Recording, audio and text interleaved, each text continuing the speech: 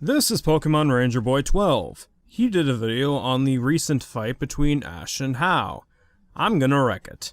I didn't have to tell anyone this, but your penis does not make you do. So Ash won, and his win got handed to him. He didn't deserve it, because, like I mentioned before, Decidueye dominated Rowlet for the most part. Can you really call it dominated when he was hitting Rowlet with grass attacks for the most part, which doesn't do much damage? Even then, whatever damage Rowlet took was pretty much equaled out for the most part by the Sky Attack v Brave Bird collision, since Sky Attack wasn't fully charged, as shown in the scene after this, and both Mons were nearly out of energy. Problem number 1. Problem number 2. You do realize that as soon as the Pokemon is down for a longer period of time, and as soon as the referee calls the match is officially over, right? I mean, we can agree on that, right? So that's why Hala shouldn't have had the power to decide by himself that the match is not over after the referee called it. Yeah, usually that's how it works, but given how Hala saw this before in his grand trial, which we'll touch on shortly, he knows that it's likely Rowlet didn't faint and just fell asleep. Nanu himself could have saw that if he went over to verify it, but didn't. Basically, that whole situation was Nanu making a bad call, thought it fainted, and then Hala corrected him on that and reversed the decision since he is the one above Nanu in terms of hierarchy for ref status. It was his own grand trial where Rowlet had to return back to his Pokeball. He had to forfeit the match because Rowlet fell asleep back then. But now, because he didn't like the outcome of the match, he decided that Rowlet was not declared unable to battle?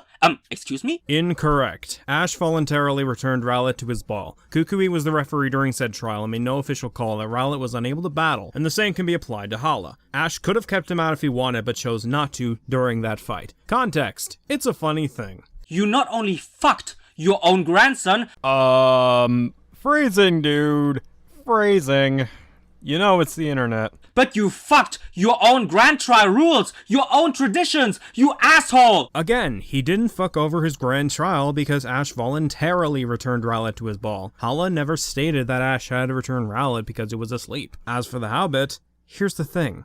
If Hala said nothing, Ash would have flipped Rowlet over, noticed he fell asleep instead of fainted, and then everyone would have saw that Nanu made a bad call, and that would have made that whole situation an even bigger mess than the canon. Also, this salt is thick as hell.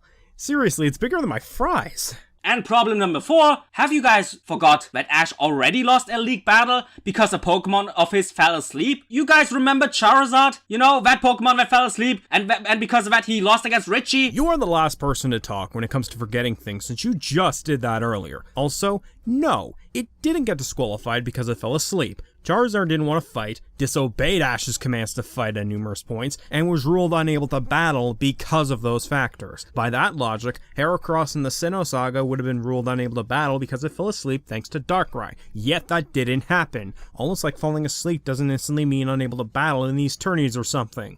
Again. Context long. Anyway, just like always, the Sun and Moon fanboys are there to protect their beloved 1000 out of 10 anime by saying this. They basically did a reverse Carlos League psychology by saying Ash lost when he actually didn't lose. So haha, we, the Sun and Moon community, trolled you. Gotta love generalizations, am I right? Also, painting the Sun and Moon fans as dumb as Patrick? Real smooth move, coming from the guy who is giving into his anger easily, forgets details about the series at numerous points in this video, and straw-manning people's arguments. Skip. This right here absolutely destroyed the legitimacy and hope I had for Ash. Okay, this is getting really pathetic. All that's missing is him running around a convention yelling, "Betrayal!" His reputation towards longtime Pokemon fans now further went down the drain. And you know what casuals will say? I will tell you, because I just recently showed this to my brother, and he just shook his head in pure disbelief and awe, and stated, "This anime is trash!" Oh, so you want to play the anecdotal game? Sure thing. I really believe this actually came from your brother and not a story you pulled out your ass, given how many times you spread misinformation in this video. Hell, you could have gotten a recording of your brother saying that, and it would hold more weight than anything in this video you've said thus far. You know what also doesn't help? I still have some kind of hope for the Sun and Moon anime.